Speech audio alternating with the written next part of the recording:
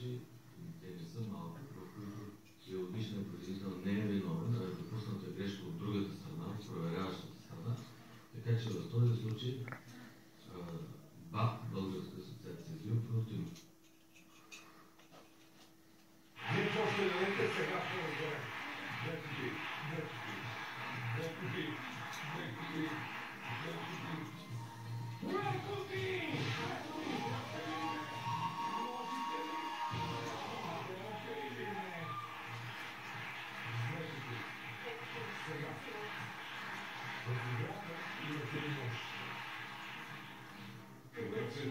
Категорично с Бекоти и благодаря на банкера, просто уникално.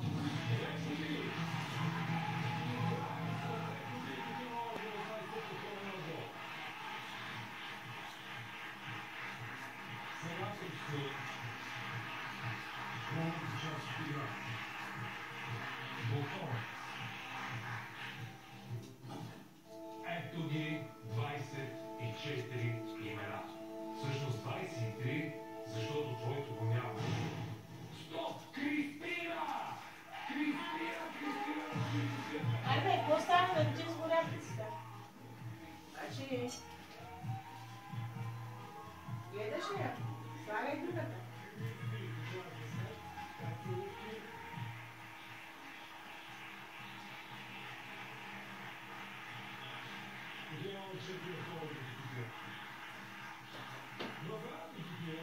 Ашко, гледаш ли си пицата, бе? Да,